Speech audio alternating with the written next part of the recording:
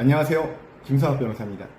저는 제주 유류분 변호사로서 수많은 유류분 반환 청구 사건에 대해서 법적 조력을 해왔습니다. 유류분 사건 스페셜리스트로서 오늘은 피상속인이 손자에게 재산을 증여한 경우에 유류분 반환 청구 가능성에 대해서 자세히 설명드리도록 하겠습니다. 손자에 대한 증여와 유류분 반환 청구의 기본 원칙과 관련해서 손자는 공동상속인이 아닌 제3자에 해당하므로 손자에 대한 증여의 경우 유류분 반환 청구는 다음과 같은 원칙이 적용됩니다. 우선 시기적 제한을 받습니다. 원칙적으로 상속 개시 전 1년 이내에 이루어진 증여만 유류분 반환 청구의 대상이 됩니다.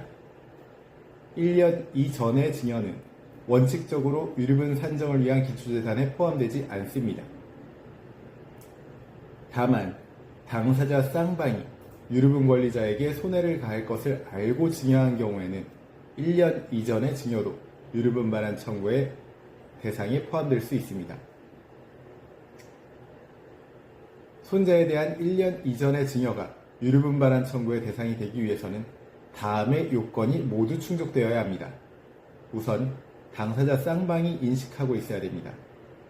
증여 당시 증여재산의 가액이 증여하고 남은 재산의 가액을 초과한다는 점을 당사자 쌍방이 알았을 것, 그리고 장래 상속 개시일까지 피상속인의 재산이 증가하지 않으리라는 점까지 예견하고 증여를 행한 사정이 인정될 것, 이 두 가지 요건을 갖춰야 합니다.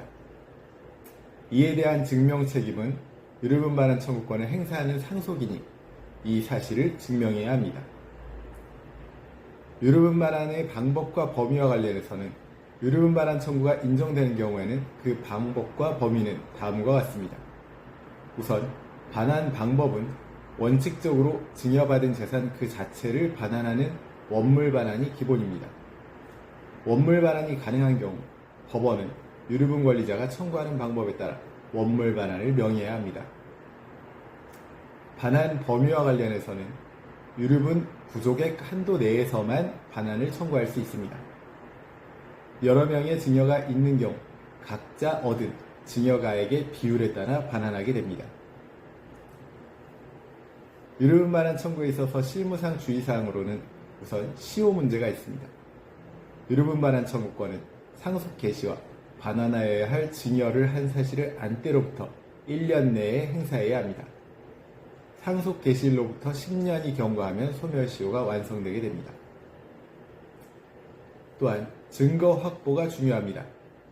손자에 대한 1년 이전의 증여의 경우 당사자 쌍방의 악의를 입증하기 위한 증거 확보가 매우 중요합니다. 증여 당시의 재산 상태, 증여 경위, 당사자들의 인식 등을 입증할 수 있는 자료를 준비해야 합니다.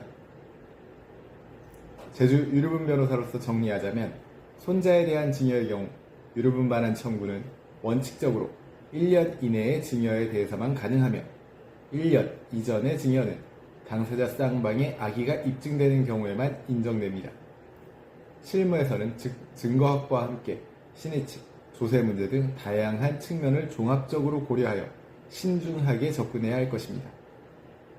현재 유류분 관련 문제로 고민 중이시라면 언제든지 제주 유류분 변호사 김성학 법률사무소를 찾아주시면 신속, 정확한 해법을 제시해드리겠습니다. 조금이나마 도움이 되셨으면 합니다. 여러분의 권리를 지키고 언제나 신속하고 정확한 해법을 제시해드리는 김성학 변호사입니다. 감사합니다.